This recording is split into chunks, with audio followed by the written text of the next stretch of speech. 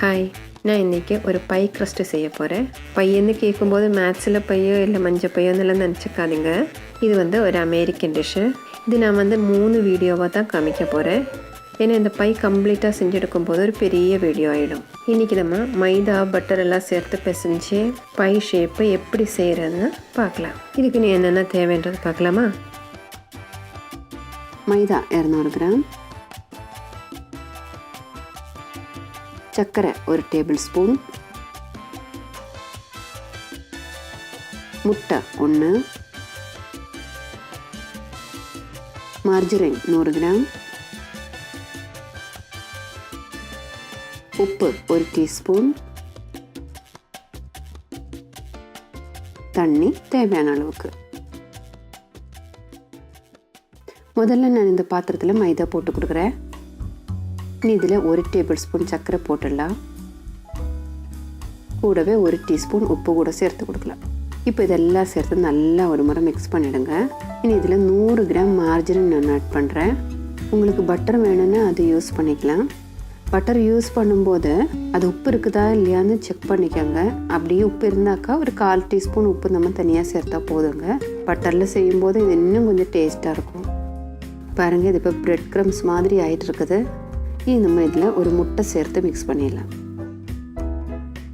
நல்லா மிக்ஸ் பண்ணதுக்கப்புறமா கொஞ்சம் கொஞ்சமாக தண்ணி ஊற்றி நல்லா பிசைஞ்சு எடுத்துடுங்க. தண்ணி கொஞ்சம் கொஞ்சமாக தாங்க சேர்க்கணும். ஏன்னா இதில் சர்க்கரை போட்டிருக்கு இல்லையா, அது மெல்ட் ஆகிட்டு தண்ணி ஜாஸ்தி ஆகிறதுக்கு சான்ஸ் இருக்குது. பாருங்கள், இப்போ நான் இது நல்லா பிசைஞ்சு எடுத்துருக்கிறேன். நீ இது நம்ம சின்ன சின்ன பால்ஸ் பண்ணிவிட்டு சப்பாத்தி தட்டுற மாதிரி ஃப்ளாட் பண்ணி எடுக்கணும். ரொம்ப மெலிசாவோ ரொம்ப திக்காவோ ஆகிடக்கூடாதுங்க. நான் இதை இப்போ ஃப்ளாட் பண்ணியிருக்கிறேன்.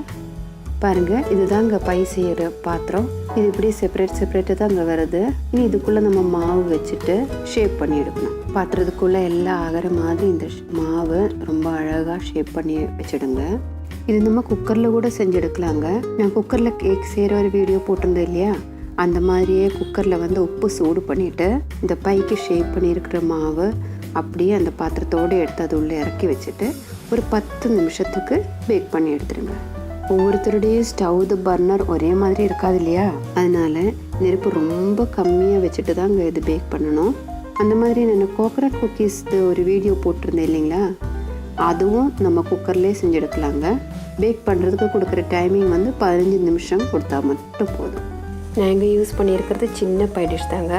பெருசு கூட வாங்குறதுக்கு கிடைக்குது. உங்களுக்கு அது தேவைப்பட்டுச்சுன்னா அது கூட வாங்கி யூஸ் பண்ணிக்கலாங்க.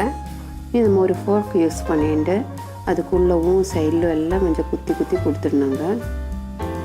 இதனுடைய சென்டர் மேலே எழும்பி வராமல் இருக்கிறதுக்காக தாங்க இப்படி செய்கிறது. இப்போ நான் இதுக்குள்ளே ஒரு சின்ன பட்டர் பேப்பர் வச்சு கொடுக்குறேன். அதுக்குள்ளே இப்போ நான் கொஞ்சமாக பச்சைப்பயிறு போடுறேன். பச்சைப்பயிறு, காராமணி, கடலை எதுனா அந்த மாதிரி போட்டுக்கலாங்க. இந்த மாவு பேக் ஆகும்போது இந்த பாத்திரத்துலேருந்து விட்டு கீழே போயிடும். அது அப்படி போகாமல் இருக்கிறது தான் இந்த மாதிரி எதுனா கொஞ்சம் பயிர் எதுனா வச்சு கொடுக்குறது. இப்போ நான் இன்னும் கொஞ்சம் மாவு எடுத்து ஃப்ளாட் பண்ணியிருக்கிறேன். மறுபடியும் பை டிஷ்ஷில் வச்சுட்டு நம்ம ஷேப் பண்ணி எடுக்கணும். அதுக்கப்புறம் மீதி வர மாவு இந்த மாதிரி கையிலையோ அப்படி இல்லைன்னா ஒரு கத்தியோ யூஸ் பண்ணிவிட்டு கட் பண்ணி எடுத்துடுங்க. முதல்ல பண்ண மாதிரியே ஃபோர்க்கு வச்சு அப்படியே குத்திடுங்க. இதில் என்னென்ன பச்சைப்பயிறு, கடலை எதுவுமே வச்சு ஃபில் பண்ண போகிறதில்ல, அப்படியே தான் பேக் பண்ணி எடுக்க போகிறது.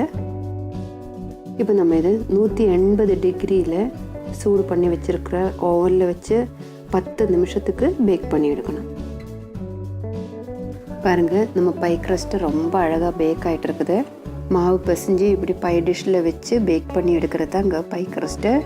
இது பாருங்கள், இது உள்ளே நான் எதுவுமே ஃபில் பண்ணாமல் வச்சதுனால இதனுடைய சைடெல்லாம் கொஞ்சம் பாத்திரம் விட்டு கீழே போயிட்டுருக்குது. மீதியெல்லாம் அப்படி ஆகலை.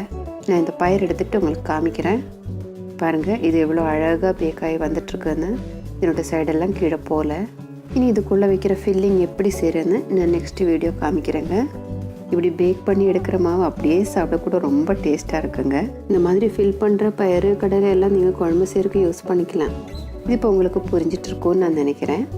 உங்களுக்கு இந்த வீடியோ பிடிச்சிருந்தா லைக் பண்ணுங்கள், ஷேர் பண்ணுங்கள், சப்ஸ்கிரைப் பண்ணுங்கள்.